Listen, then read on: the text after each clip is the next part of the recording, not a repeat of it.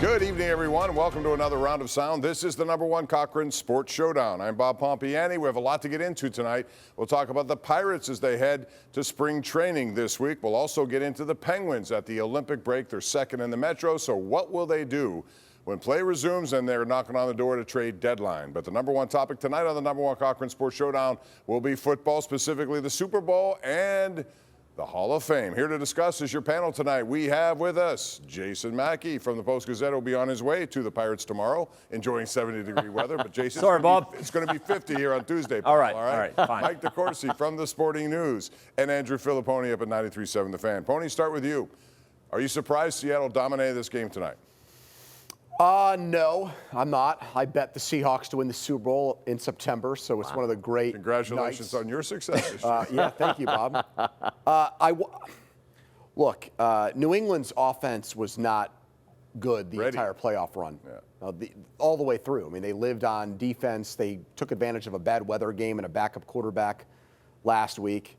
I don't think I saw it this blatantly blowout, at times unwatchable unless you take perverse pleasure in watching the Patriots lose big games like I do, which I do. It's just me being brutally honest. So, no, I did not see it so one-sided, but I'm thrilled that it went down that way.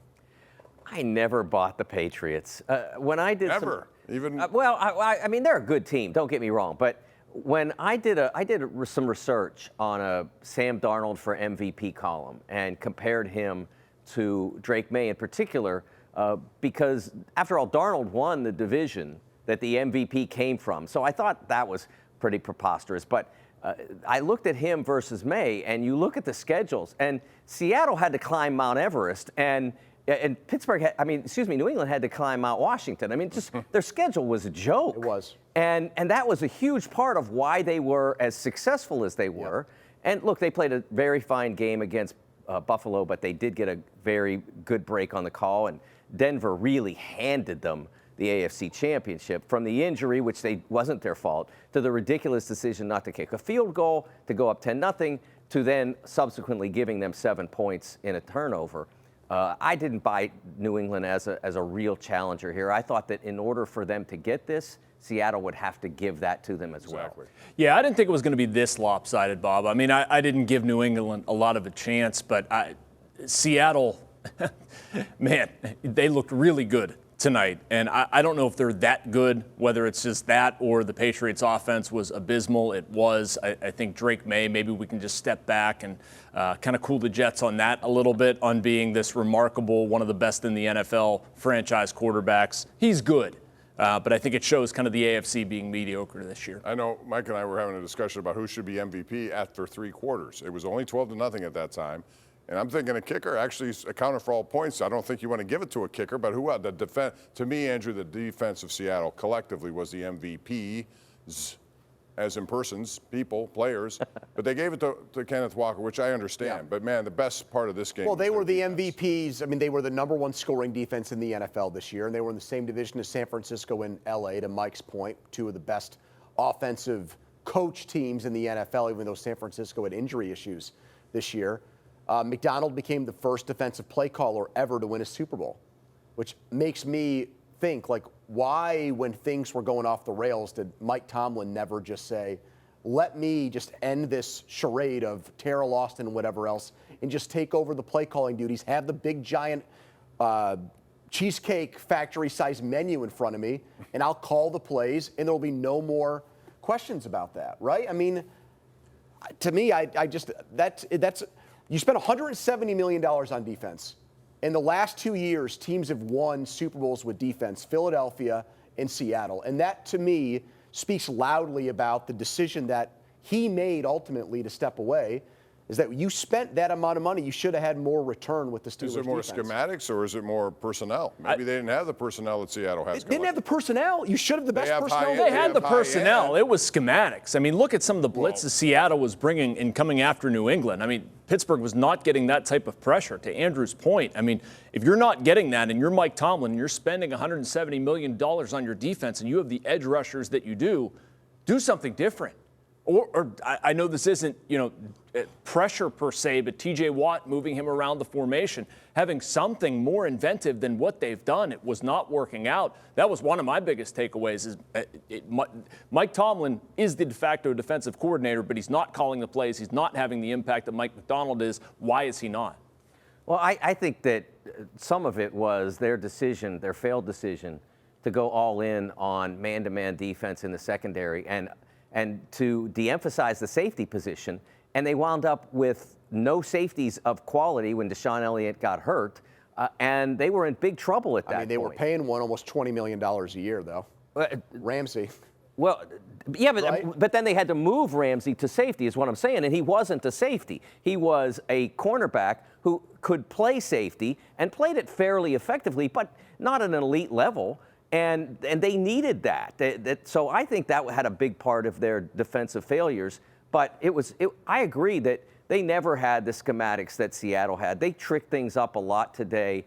They made a lot of difference with that, but I don't think their personnel, I don't think the Steelers' personnel was as good as the Seahawks. That's what I thought, top to bottom. Yeah, they have high-end names, but as far as the entire group, I think Seattle has a lot of talent on that group. You may not know them all as all pros or people like that, but they know how to play that game. When we come back, we're going to talk about the Hall of Fame because there was a big controversy this week about who got in, who didn't. And then next year, it gets really complicated because both Ben Roethlisberger and Antonio Brown are available to be first-timers. Will they make it? We'll talk about it with this panel coming up next right here on the #1 Cochran Sports Showdown. All right, welcome back. Talking about the Hall of Fame. Very controversial because Bill Belichick, who everyone thought would get in the first ballot, did not. Some will look at the gates that he's swinging through, and he hasn't been able. That's going to maybe derail him, but I don't think for next year. But he didn't get in. Neither Bob Kraft, L.C. Greenwood also didn't get in. Mike DeCourcy, did you like how this turned out? And do you think this whole system maybe needs to be changed the way they do it? Well, I didn't like how it turned out at all because L.C. Greenwood, unfortunately, is no longer with us. He should have been in the Hall of Fame when he was. Ken Anderson, still waiting. One of the great quarterbacks of the 70s. There are seven players in the history of the league led the league in passer rating at least 3 times. And the other 6 are all in the Pro Football Hall of Fame, and he's not. He led it 4 times. So, I mean, the guys that did it are all legends, and they act like he's not a player. So that's not great. I was fine with Belichick not making it the first time. I think that Spygate and all that said, hey, you can wait a while. And as far as Kraft, I think owners are overrepresented in the Pro Football Hall of Fame anyway. I don't see anything that Kraft did other than got rich and bought a team, and a lot of people went into place and did a good job. Wow. I didn't like it at all for a reason that is actually applicable to the Baseball Hall of Fame, Bob. I don't think voters should be trying to take punitive measures on people that have made missteps. I understand the Spygate thing and whatever. I don't want to see voters taking that out on a guy who's a Hall of Famer. You look at Bill Belichick, he is a first ballot Hall of Famer. No questions asked. Whether you like him or not, his resume said he's a Hall of Famer. It's the same thing with Barry Bonds in baseball, where you're having to take on this character clause that I wish was not there, and you're just voting, is this guy a great baseball player? I'm not trying to start the Barry Bonds discussion. What I'm saying is I would wish you just look at what he did on the field. What is his resume? And if you look at that and that alone, you can't tell me that Bill Belichick is not a Hall of Famer. He's a Hall of Famer. Well, first ballot. Okay, I mean, his win percentage without Tom Brady is that of Dave Wanstead's. So I know, but how many Super Bowls has he won? Okay, but I'm you don't saying, judge people based on win percentage. Well, then why don't your baseball guys put Sammy Sosa in? Because they look at him as a complete byproduct of steroids, right? They have to. Why else is he not and they in? look like they look at it that he violated the character clause. But I'm saying at least same as Barry Bonds. But people say with Bonds and Clemens, they're Hall of Famers without steroids. People say Sosa is only where he is numbers-wise because of steroids. So my thing is, so when do we say the cheating helped and when do we say it doesn't? To me, if you think somebody gained an advantage from whether it's performance-enhancing drugs or videotaping somebody else and you want to hold that against them, I have no issue with that. Now, but he's going to get in next year, though. Okay. So somebody determined that his punishment should go 1 year? What was the format for that? The format How did we determine it was 1 year? There were 5 people on the ballot. You could only vote for 3. No, I know that, Mike. But I mean, why is it only 1 year? Why is it not 2? Why is it not 4? We don't Why is it know. not I mean, a there's no lifetime? Why is it guarantee not he 7? gets in next year. I mean, I don't know what the format will be. He's going to be in the Hall of Fame. I'm certain he will be. But what I'm saying is there's no contract that was signed that says, okay, we'll get to you next year. They could get to him in 3 years if they want. I understand that. I'm just. I have no issue with someone I think we can kind of infer that he's going to get in, and I don't like that some group is arbitrarily determined that it's not going to be this year. I don't think it's arbitrary. Vahe Gregorian from St. Louis said that he looked at that ballot and he looked at the 3 seniors, Roger Craig, LC, and Anderson, and said, those guys should be in. I can only vote for 3. I'm voting for the 3 but do we think that every voter took that tack? I don't know. No one else will say. Yeah. No one else well, will that's say one of that's my the key. issues. I mean, we're not talking about people's political party should be transparent, allegiances. And I think, agree. look, I respect Tony Dungy a lot. I mean, what he's done in off the field is, very admirable. He's had literally like 10 opportunities to talk about this, and he pleads the 5th every time. And to me, if you're going to be an opinionist and someone who goes on television and is paid millions of dollars to give your opinions on these things, you should say whether or not you believe someone is a Hall of Famer or not. And sidestepping or ducking the question, I think, is totally unacceptable. I want to move on to next year, because next year gets very interesting. You're going to have all these guys who should be in, like Adrian Peterson, like Richard Sherman, you can make a case, Rob Gronkowski, maybe the best tight end ever, and Ben Roethlisberger, and Antonio Brown. So, Jason, what do you do? Not to mention guys like leftovers. We talked about Hines Ward, Terrell Suggs.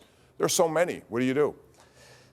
Ben is a Hall of Famer for me, a first ballot Hall of Famer. I don't know if that's going to be a controversial opinion among this panel. I agree with that. I feel based on yardage, based on accomplishments, based on, even the 100 drunk guys in a bar argument, is Ben Roethlisberger Hall of Famer? I think he gets in based on that. Antonio Brown, in the smaller sample size and based on what happened to him afterward, how he went out, what he won, what he didn't win, I would not put him in first ballot. I think maybe eventually, but he's not immediate for me. I would not put Antonio Brown in ever, as I wouldn't have Terrell Owens. I just think you have to be. I think you have to play for your team, and we saw what Antonio Brown did in Tampa. We saw the Cincinnati game at the end of 2018 that he did not appear. With that fight of Randy Moss too, basically quit like 3 different teams: Vikings, Raiders, Patriots. I don't think he ever missed a game, and I don't think he. I don't think he didn't take his shirt off and run off the field, Mike. But there you go. I think that's a pretty good line to draw. That's fine. No, I think Ben is absolutely a first ballot Hall of Famer. I don't think he will be though, because I think Eli Manning is going to siphon votes off from him because people are going to vote for him, and I don't think 2 quarterbacks are going to get in. So I think that's going to steal some votes for Ben, and with the other crowded nominees with Gronkowski and some of these other guys, I think it's going to knock him back and it's going to cost him first ballot. So which one of those do you think? Give me guys who you think are going to be in that. You think Ben will be in? You think Antonio will? I agree with Andrew. Ballot? I question whether he'll be in. I'm just saying, in my personal opinion, I think he should be a first ballot Hall of Fame. Yeah, he should be. But I question whether he's going to be because of Eli and because of the other people in that class. Okay. I think Gronkowski goes in. A long time. I think Gronkowski goes in. I think probably Adrian Peterson goes in. Richard Sherman, does he meet? I don't think Richard Sherman, no.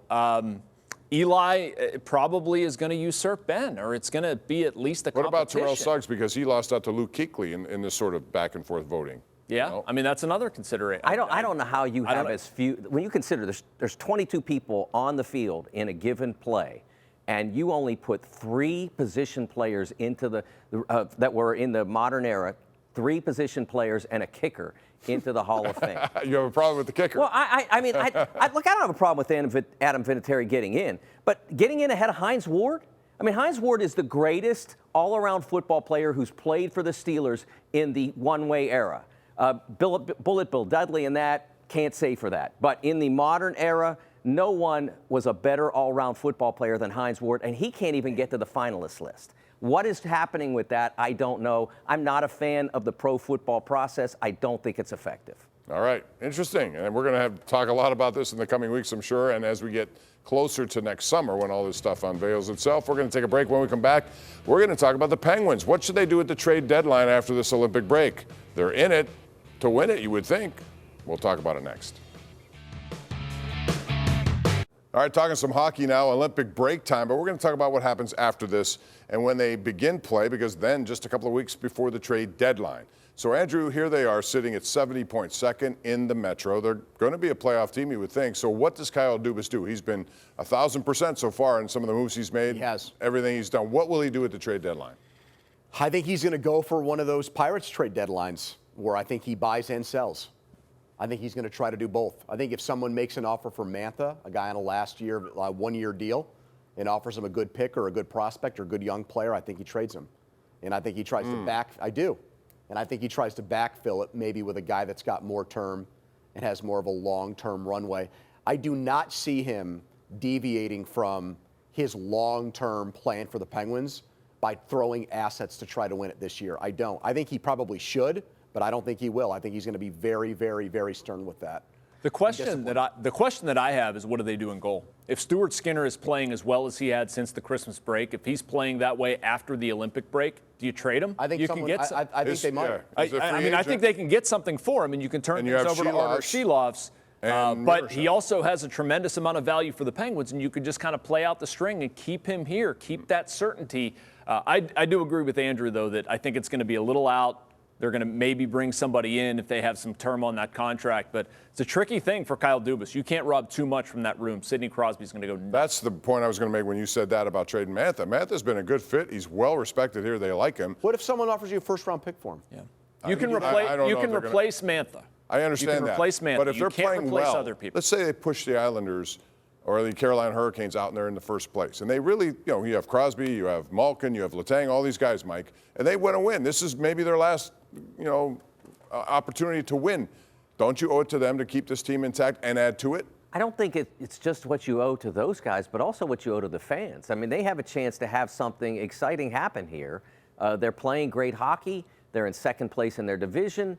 They're in a strong position. And honestly, if Silovs were better at shootouts, they might be right there knocking on the door of the Hurricanes. I know one thing. I was listening to your show, your radio show, as I was shoveling snow on Saturday, and I almost slipped on the ice when I heard someone say something about trading Ben Kindle. And I'm like, no, I don't want that to happen. I don't care what's on the end unless you're promising me like the ghost of Wayne Gretzky is coming back the other way. I want Ben Kindle on the Penguins for a long time. Yeah, I do too. The way he's played, he's only 18 years old. But if you're going to make a big play, Andrew, there's a big play to be made. Dallas apparently is going to move on from Jason Robertson at some point. He's 26. He's going to command a lot of money at the end of this. I think it's in the $12 to $14 million range.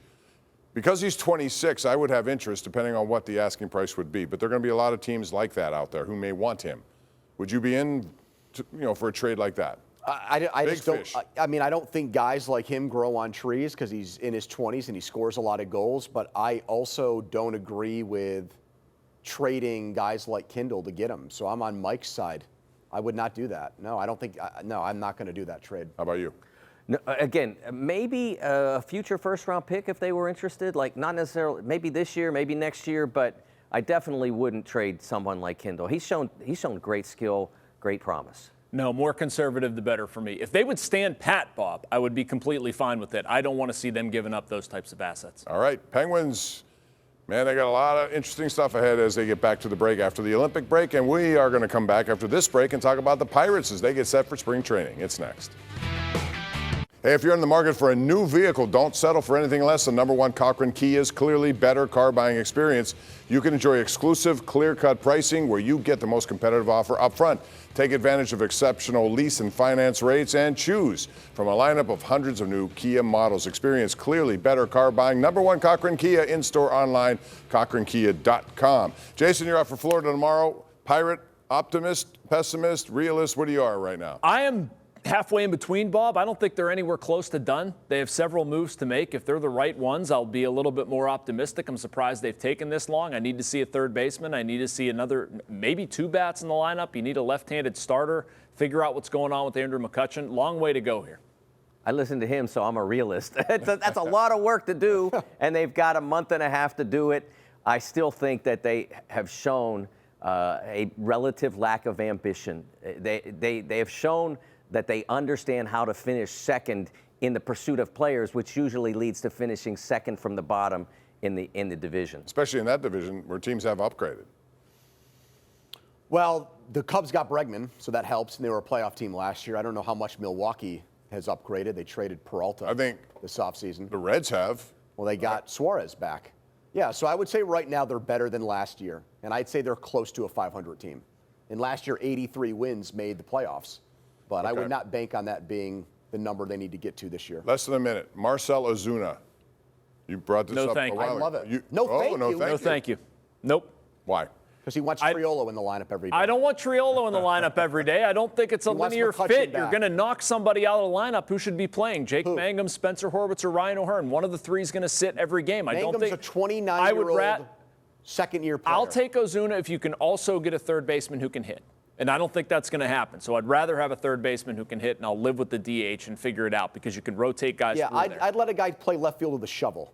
He can drive in 100 runs, which Ozuna can do, and Mangum won't drive in 100 runs for his entire career. Yes or no? Do you like him? I'd say yeah. I think that would definitely help the Pirates at this stage. They need one more bat at least, I think. All right, we'll take a break, come back and wrap up the show as we get set for Joel Osteen. It's coming up next. Hey, if you're in the market for a new vehicle, don't settle for anything less than #1 Cochran Kia's clearly better car buying experience. You can enjoy exclusive, clear-cut pricing where you get the most competitive offer up front. Take advantage of exceptional lease and finance rates and choose from a lineup of hundreds of new Kia models. Experience clearly better car buying. #1 Cochran Kia, in-store, online, cochrankia.com. Jason, you're out for Florida tomorrow. Pirate, optimist, pessimist, realist, what do you are right now? I am halfway in between, Bob. I don't think they're anywhere close to done. They have several moves to make. If they're the right ones, I'll be a little bit more optimistic. I'm surprised they've taken this long. I need to see a third baseman. I need to see another, maybe two bats in the lineup. You need a left-handed starter. Figure out what's going on with Andrew McCutchen. Long way to go here. I listened to him, so I'm a realist. That's a lot of work to do, and they've got a month and a half to do it. I still think that they have shown a relative lack of ambition. They have shown that they understand how to finish second in the pursuit of players, which usually leads to finishing second from the bottom in the division. Especially in that division where teams have upgraded. Well, the Cubs got Bregman, so that helps, and they were a playoff team last year. I don't know how much Milwaukee has upgraded. They traded Peralta this offseason. The Reds have. Well, they got Suarez back. Yeah, so I would say right now they're better than last year, and I'd say they're close to a 500 team. And last year, 83 wins made the playoffs. But I would not bank on that being the number they need to get to this year. Less than a minute. Marcell Ozuna. You brought this up a while ago. I love it. No, thank you. Nope. Why? Because he wants Triolo in the lineup every day. I don't want Triolo in the lineup every day. I don't think it's a linear fit. You're going to knock somebody out of the lineup who should be playing. Jake Mangum, Spencer Horwitz, or Ryan O'Hearn. One of the three is going to sit every game. Mangum's a 29-year-old second-year player. I'll take Ozuna if you can also get a third baseman who can hit. And I don't think that's going to happen. So I'd rather have a third baseman who can hit, and I'll live with the DH and figure it out because you can rotate guys through there. I'd let a guy play left field with a shovel. He can drive in 100 runs, which Ozuna can do, and Mangum won't drive in 100 runs for his entire career. Yes or no? Do you like him? I'd say yeah. I think that would definitely help the Pirates at this stage. They need one more bat at least, I think. All right, we'll take a break, come back and wrap up the show as we get set for Joel Osteen. It's coming up next.